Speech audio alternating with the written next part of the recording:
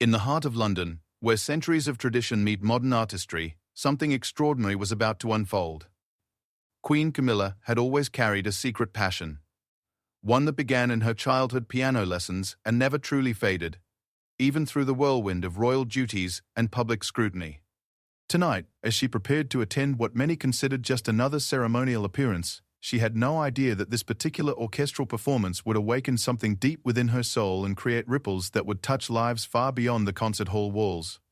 What started as a routine royal engagement was about to become a deeply personal journey of rediscovery, unexpected connections, and the transformative power of music that knows no boundaries of title or status.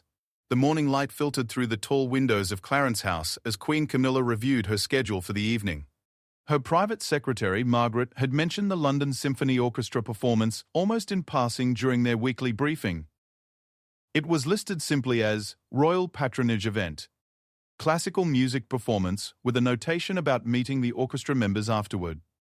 Camilla nodded politely, as she had done hundreds of times before for similar engagements, but something stirred within her that she couldn't quite name. As she sipped her morning tea, memories began to surface unbidden. She remembered her childhood piano teacher, Mrs. Henderson, who had encouraged her musical interests with such enthusiasm. The woman had often said that music had the power to heal souls and bridge the gaps between people in ways that words never could. Young Camilla had believed her then, before life took her down different paths filled with social expectations and eventual royal responsibilities. The day progressed with its usual rhythm of meetings, correspondence, and official duties. Yet throughout each appointment, Camilla found her thoughts drifting to the evening ahead. There was something different about her anticipation this time. Perhaps it was the way Margaret had described the program, a special performance featuring works by British composers alongside international masterpieces.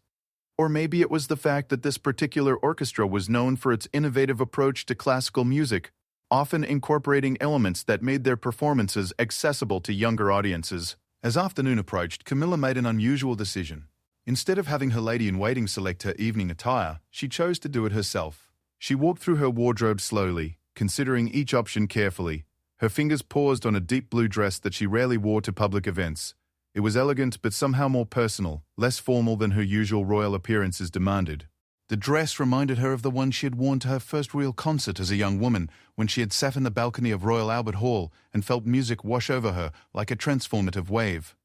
The drive to the concert hall gave her time to reflect on how music had woven itself through her life in unexpected ways. She recalled the songs that had comforted her during difficult periods, the melodies that had played during happy celebrations, and the way certain compositions could instantly transport her to different moments in time. Music had been her silent companion through decades of change, growth, and the sometimes overwhelming demands of public life. When the royal car pulled up to the venue, Camilla was surprised by the crowd that had gathered.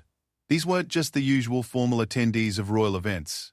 There were young families, elderly couples holding hands, teenagers with excited expressions, and people from all walks of life. The diversity of the audience immediately caught her attention and sparked her curiosity about what kind of performance could draw such a varied group of music lovers.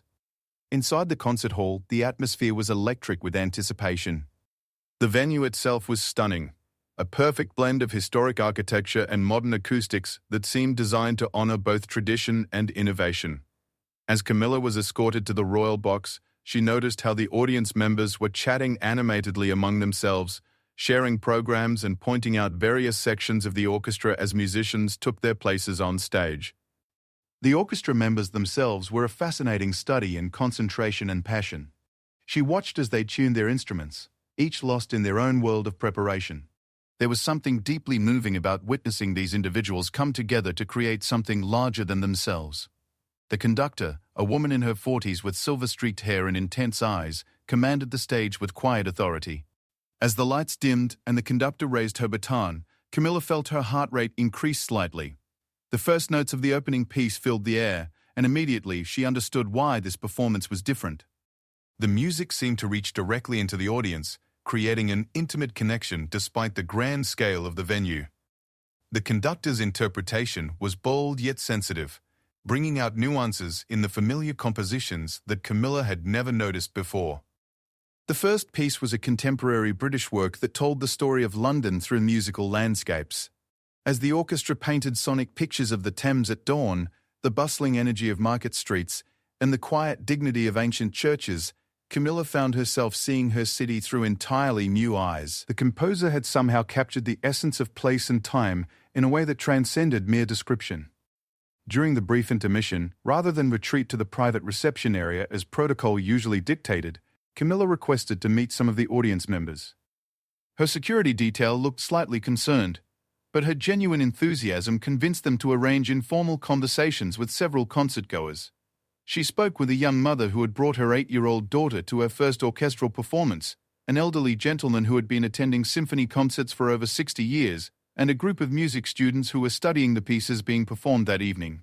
Each conversation revealed different perspectives on how music impacted their lives. The mother talked about how sharing musical experiences with her daughter was creating bonds that would last a lifetime.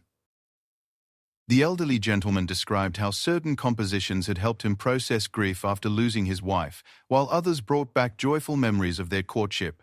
The students spoke passionately about their dreams of professional musical careers and how performances like this one inspired them to pursue excellence in their craft. These interactions deeply moved Camilla in ways she hadn't expected. She realized that music served as a universal language that connected people across generations, backgrounds, and life experiences. The formal barriers that usually surrounded royal engagement seemed to dissolve naturally in this environment where shared appreciation for artistry took precedence over protocol. When the second half of the performance began, Camilla found herself listening with heightened awareness. The orchestra performed a piece that the conductor had specifically chosen to showcase the individual talents of various section leaders. As each musician took their moment in the spotlight, their personal stories seemed to emerge through their playing. The principal violinist's solo spoke of longing and hope, the cellist's melody conveyed deep emotional wisdom, and the French horn's call seemed to echo across generations of musical tradition. The evening's finale was a collaborative piece that invited the audience to participate through rhythmic clapping and humming along with familiar melodies. Initially hesitant, Camilla soon found herself swept up in the communal music-making experience. The boundaries between performer and audience, between royal and commoner, seemed to dissolve entirely as hundreds of voices joined together in harmony. As the last notes faded and thunderous applause filled the hall, Camilla realized that something fundamental had shifted within her during this performance. The music had awakened not just memories of her earlier passion, but also a deep understanding of how artistic expression could serve as a bridge between people and a source of healing in a world often divided by differences. The traditional meet and greet with orchestra members that followed took on new meaning for her. Instead of the usual polite exchanges about technique and repertoire, Camilla found herself engaging in genuine conversations about the emotional power of music and its role in community building. Several musicians shared personal stories about how music had shaped their lives, and she reciprocated with her own reflections on the evening's experience. One young violinist, barely out of music school, shyly approached to thank her for attending. The young woman mentioned that seeing such genuine enthusiasm from a member of the royal family had validated her own belief in music's importance to society. This unexpected role as an advocate for the arts struck Camilla profoundly, making her realize that her position could serve purposes she had never fully considered before. As the evening drew to a close, the conductor approached Camilla with an invitation that would change everything. She mentioned that the orchestra was planning an innovative educational outreach program designed to bring classical music to underserved communities throughout London. The program needed not just funding, but also a passionate advocate who could help break down the barriers that often kept people from experiencing live orchestral music. Standing in that concert hall, still feeling the resonance of the evening's music in her bones, Camilla knew that she had found something she didn't even realize she had been searching for. This wasn't just about attending another royal function or fulfilling ceremonial duties. This was about rediscovering a part of herself that had been dormant for decades and finding a way to use her position to make a meaningful difference in people's lives through the transformative power of music. The drive back to Clarence House was filled with quiet reflection rather than the usual post-event debrief with her staff. Camilla gazed out at the London streets, seeing them differently now after the musical journey through the city's soundscape that the evening had provided. She knew that this night had marked the beginning of something significant, though she couldn't yet fully envision what form it would take. Back in her private study, she made notes about the people she had met, the conversations that had moved her, and the ideas that were beginning to form about how she might become more meaningfully involved in supporting musical education and accessibility. The formal write-up of the evening's event could wait until morning. Tonight was for processing the personal transformation that had occurred and beginning to imagine the possibilities that lay ahead. 3 weeks after that transformative evening at the symphony, Queen Camilla found herself in an entirely different environment. Instead of the polished elegance of a traditional concert hall, she stood in the community centre of a working-class neighbourhood in East London, surrounded by children whose eyes sparkled with curiosity and slight nervousness at having royalty visit their after-school program. The decision to accept the orchestra conductor's invitation had not been made lightly. Camilla had spent countless hours in discussions with her private secretary, communications team, and various advisors about the implications of taking on such an active role in a specific charitable cause. Some had questioned whether this represented a departure from traditional royal duties, while others worried about the time commitment involved. But something about the authenticity of her experience that evening had convinced Camilla that this was exactly the kind of meaningful engagement her role should encompass.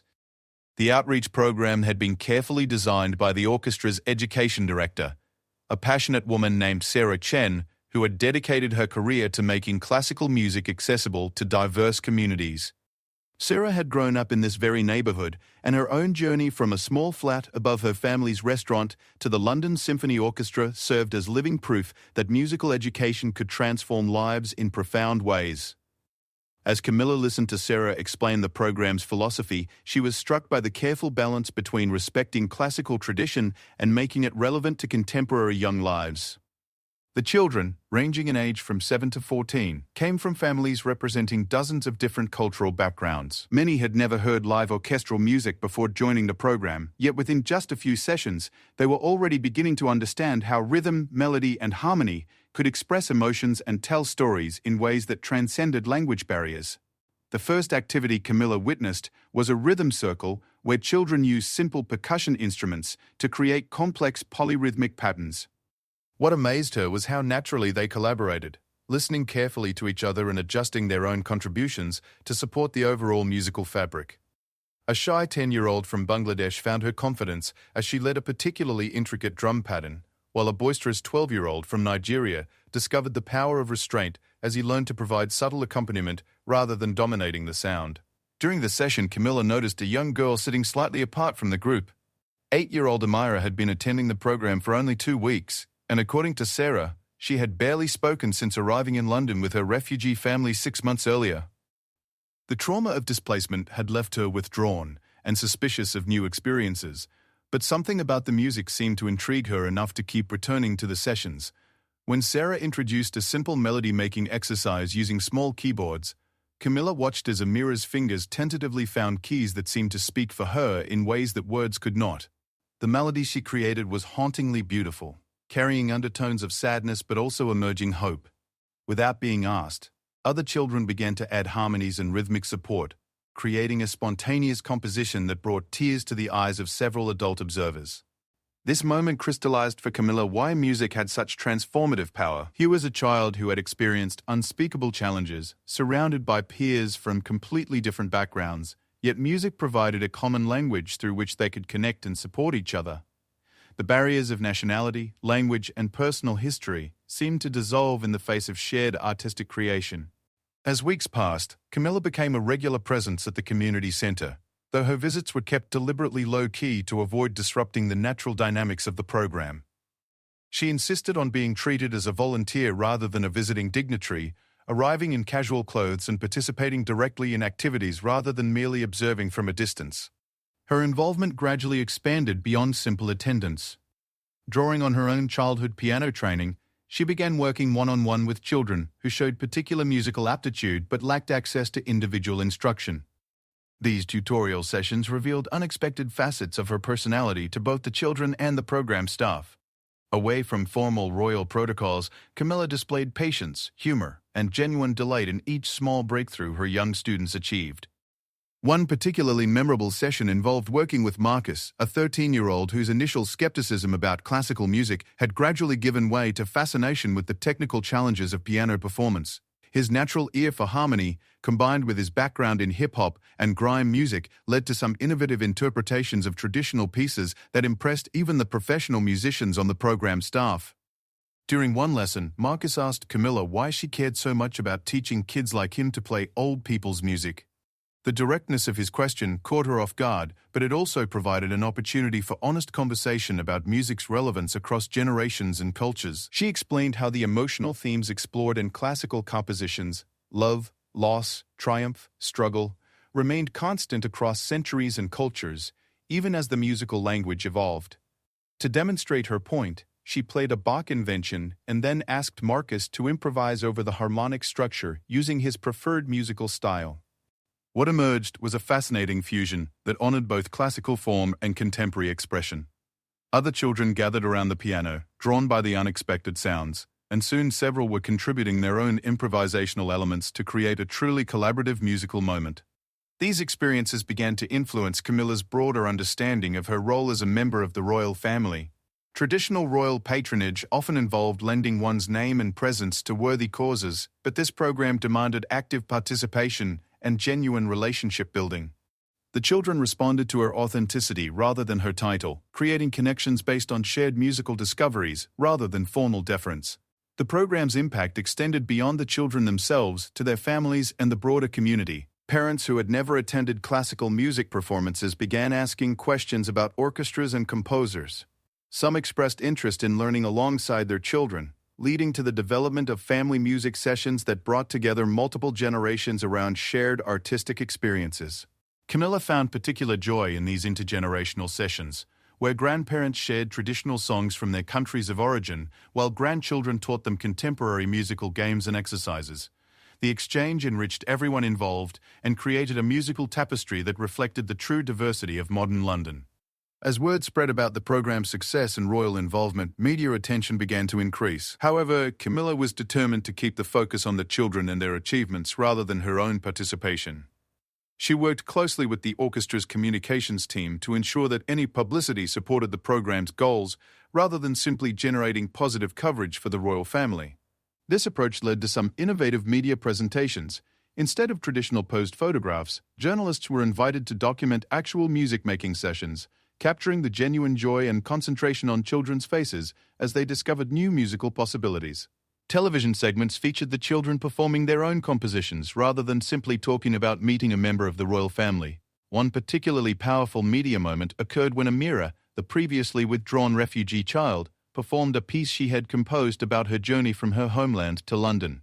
The composition incorporated traditional melodies from her cultural background with harmonies she had learned in the program, creating a musical autobiography that spoke to universal themes of displacement and belonging. As Amira played, accompanied by other children on various instruments, there wasn't a dry eye in the room.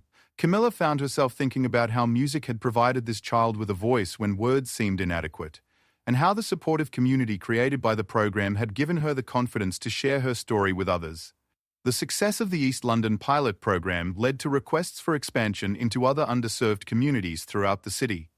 Each new location presented unique challenges and opportunities, requiring flexible approaches that respected local cultural dynamics while maintaining the core mission of making classical music accessible and relevant. In South London, the program partnered with a community group focused on supporting elderly residents, creating intergenerational sessions where children learned traditional songs from senior volunteers while teaching them contemporary musical techniques.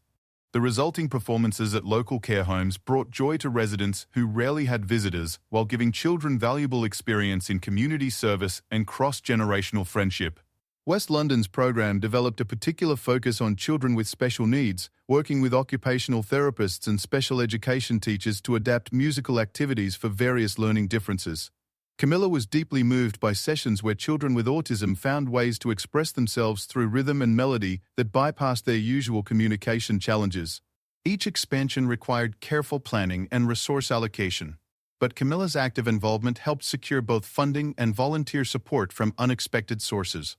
Her genuine passion for the work inspired others to contribute time, money, and expertise to ensure the program's sustainability and growth. As winter approached, plans began developing for a special performance that would showcase the achievements of children from all program locations. Rather than a formal concert, organizers envisioned a festival-style event where families could experience live orchestral music while celebrating the diverse cultural contributions of all participants. The planning process itself became an exercise in collaborative creativity, with children contributing ideas for programming, staging, and even marketing materials. Their suggestions often challenged traditional assumptions about classical music presentation, leading to innovations that would make the event more engaging and accessible to diverse audiences. Through all of this activity, Camilla found herself transformed by her deepening relationships with the children, families, and communities served by the program. The formal protocols that usually governed her public appearances had given way to authentic human connections based on shared musical exploration and mutual respect. She began to understand that her most meaningful contribution might not be the financial resources or publicity her involvement generated, but rather her willingness to be present, engaged, and genuinely interested in the lives and artistic development of young people who rarely had access to such individual attention and encouragement. As she reflected on the months since that first transformative evening at the symphony, Camilla realized that music had not only reconnected her with her own artistic passions, but had also shown her new ways to use her position for meaningful social impact. The program had become more than a charitable commitment. It had become a source of personal fulfillment and a bridge to communities she might never have otherwise encountered. The approaching festival performance represented both a celebration of what had been accomplished and a launching pad for even more ambitious future projects. But beyond the public recognition and expansion plans, the program had already achieved its most important goal, proving that music could indeed serve as a universal language capable of bringing people together across all the boundaries that typically divided them. The morning of the Grand Festival dawned crisp and clear, with golden autumn light streaming through the windows of Royal Festival Hall. Queen Camilla arrived earlier than scheduled, not because protocol demanded it, but because she was genuinely excited to witness the culmination of months of musical collaboration and community building. The venue had been transformed from its usual formal concert configuration into something entirely new. Gone were the traditional rigid rows of seats facing a distant stage. Instead, the space had been redesigned to encourage interaction and movement, with multiple performance areas scattered throughout the hall, and comfortable seating arrangements that allowed families to sit together on cushions and low chairs. Sarah Chen and her team had worked tirelessly to create an environment that honored both classical music traditions and the diverse cultural backgrounds of all participants. Colorful banners created by the children hung from the ceiling, each one representing a different community program location and incorporating both musical notation and artistic elements that reflected their neighborhood's unique character. As families began arriving, Camilla stationed herself near the entrance to greet them personally. This decision had initially concerned her security team, but she had insisted that this event should feel like a community celebration rather than a formal royal appearance. Watching parents and grandparents' faces light up as they recognized her and realized she remembered their children's names and musical progress filled her with deep satisfaction. Young Marcus arrived with his entire extended family, including his grandmother who had flown in from Jamaica specifically for this performance. The elderly woman, dressed in her finest church clothes, approached Camilla with a mixture of reverence and genuine warmth. "Your Majesty," she said, "this boy hasn't stopped talking about music since he started your program. You've given him something I never could have afforded." The conversation that followed, conducted partly in patois that Camilla struggled but earnestly tried to understand, created a connection that transcended formal protocol. Amira appeared with her parents, both of whom had been working multiple jobs to support their family since arriving in London. Her father, a former engineer whose qualifications were not recognized in the UK, had been working as a taxi driver while studying for certification exams. Her mother, despite limited English, had been attending every community music session to support her daughter's involvement. They approached Camilla shyly, but their gratitude was unmistakable as they tried to express how much the program had meant to their child's adjustment to life in a new country. Throughout the afternoon, multiple performances occurred simultaneously across different areas of the hall. Rather than a traditional concert format where audiences passively observed, this festival encouraged movement and participation. Families could wander between different musical experiences, spending time where their interests were most engaged while also discovering new forms of artistic expression. In one corner, a group of elderly participants from the intergenerational program had set up a storytelling circle where they shared traditional tales from their various cultures, while children provided musical accompaniment. The stories, told in accented English mixed with phrases in Bengali, Polish, Arabic, and Caribbean patois, created a rich tapestry of human experience that celebrated both diversity and common themes of love, loss, adventure, and hope. The main stage featured a continuous rotation of performances showcasing the technical skills children had developed, but these demonstrations avoided the competitive atmosphere typical of many youth music events. Instead, each performance was framed as a gift to the community. with emphasis on collaboration and mutual support rather than individual achievement. Camilla found herself particularly moved by a performance that had emerged entirely from the children's own initiative. Led by Marcus and Amira working together, a group of young musicians had created a composition that told the story of London through the eyes of its newest residents. The piece began with traditional melodies from various countries, representing the different musical backgrounds children brought with them to the program.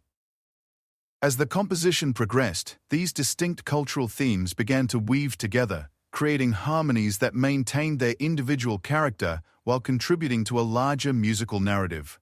The process mirrored the children's own experiences of maintaining their cultural identities while adapting to life in a new country and forming friendships across cultural boundaries. The technical sophistication of their composition surprised even the professional musicians present. Working with minimal adult guidance, the children had intuitively grasped complex musical concepts about counterpoint, modulation, and thematic development. More importantly, they had created something that spoke authentically to their shared experience while honoring their individual backgrounds. When their performance concluded, the applause was thunderous, but what struck Camilla most powerfully was the sense of community ownership evident in the audience's response. Parents, siblings, grandparents, and neighbors cheered not just for their own children but for all the young performers, creating an atmosphere of collective celebration rather than individual competition. During a quiet moment between performances, Sarah Chen approached Camilla to share some remarkable news. Word of their program's success had reached international music education organizations, leading to inquiries about replicating their model in other cities around the world. Educational institutions in Manchester, Birmingham, Edinburgh, and Cardiff were requesting guidance on establishing similar programs, while international inquiries had come from Toronto, Sydney, and Amsterdam. More significantly, several professional orchestras throughout the UK had expressed interest in developing their own community outreach programs based on what they had observed in London. The program that had begun as a small experiment in making classical music more accessible was evolving into a movement that could potentially transform how cultural institutions engage with their communities. This expansion brought both exciting opportunities and important responsibilities. Camilla and Sarah began discussing the need for careful documentation of their methods and approaches to ensure that the program's essential elements, genuine community engagement, cultural sensitivity, and collaborative rather than top-down programming, would be preserved as it grew. They also recognized the importance of training other musicians and community leaders to facilitate similar programs effectively. The skills required went far beyond musical expertise to include cultural competency, child development understanding, and the ability to create safe, welcoming environments for families from diverse backgrounds. As afternoon turned to evening, the festival's culminating event brought everyone together for a grand finale that embodied everything the program had achieved. Rather than a formal concert performance, the entire community was invited to participate in a massive musical collaboration that filled the hall with sound and movement. Professional orchestra members had positioned themselves throughout the audience, providing musical leadership while encouraging everyone present to contribute through singing, clapping, movement, or playing simple percussion instruments that had been distributed to audience members. The piece they performed was a specially commissioned work that incorporated melodic themes children had created throughout the year, arranged by a composer who had worked closely with young participants to ensure their musical ideas were respectfully and effectively integrated. As hundreds of voices joined together in harmony, as rhythmic clapping created complex polyrhythmic patterns, as movement and music combined to fill the space with joyful sound, Camilla felt tears streaming down her cheeks. This was everything she had hoped for when she first accepted the invitation to become involved with the program, but it exceeded her wildest dreams about what might be possible. Looking around the hall, she saw faces that reflected the true diversity of contemporary London: grandparents from Pakistan, teenagers from Eastern Europe, young professionals from West Africa, families whose roots in Britain stretched back generations, and recent arrivals still learning English but communicating fluently through music. All were united in this moment of shared artistic creation. The evening concluded with brief speeches, but even these formal elements were infused with the collaborative spirit that had defined the entire program. Instead of traditional thank you remarks from adults, children took turns sharing what music had meant to them over the past year. Marcus spoke about how learning classical piano had made him a better hip-hop producer, giving him understanding of harmonic structures that enhanced his original compositions. Amira, who had barely whispered when she first arrived, confidently addressed the crowd in both English and Arabic, explaining how music had helped her maintain connection to her heritage while building new friendships in London. A 12-year-old from the West London Special Needs Program demonstrated how rhythm exercises had helped improve his coordination and communication skills, while also allowing him to express creativity in ways that traditional academic subjects had never permitted. His parents, wiping away tears, later told Camilla that they had never seen their son so confident and articulate. As families began to depart, many lingered to continue conversations that had begun during the afternoon's activities. Exchange of contact information and plans for informal music-making sessions in homes and community spaces suggested that the connections formed through the program would continue growing beyond official program boundaries. Camilla remained until the very end, personally thanking orchestra members, volunteer teachers, community partners, and every family she could reach. These conversations, some brief and others extended, reinforced her understanding of how profoundly the program had impacted not just the children directly involved, but entire family networks and neighborhoods. A month later, as she reviewed documentation and photographs from the festival, Camilla reflected on how much her own life had been transformed by this musical journey. What had begun as routine royal duty had evolved into one of her most meaningful contributions to society and a source of personal fulfillment she had never anticipated. The program's expansion continued at a pace that sometimes overwhelmed available resources, but partnerships with other cultural institutions, educational organizations, and community groups helped manage the growing demand.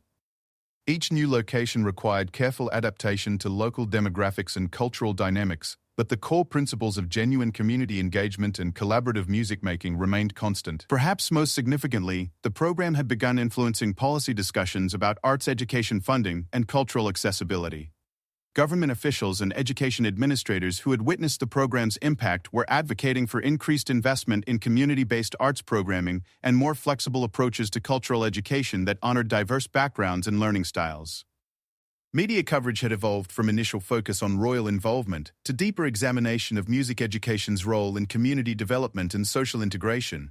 Academic researchers had begun studying the program's methods and outcomes, generating evidence that supported expanded funding for similar initiatives. But beyond policy implications and expansion opportunities, the program had proven something that Camilla had instinctively believed since that first transformative evening at the symphony. Music truly was a universal language capable of bridging divides, healing wounds, and creating connections that strengthened communities in profound and lasting ways. As she considered the future, Camilla knew that her involvement with music education and community outreach would continue evolving. The success of the London program had opened doors to new possibilities she was only beginning to envision. But whatever forms her future musical advocacy might take, she would always carry with her the faces of the children who had taught her that authentic royal service required not just charitable support, but genuine human connection. The orchestra performance that had rekindled her passion for music had indeed been spectacular, but it was the smaller, quieter moments of musical discovery shared with children and families throughout London that had created the most beautiful symphony of all, the harmony of human connection across all the boundaries that might otherwise divide us.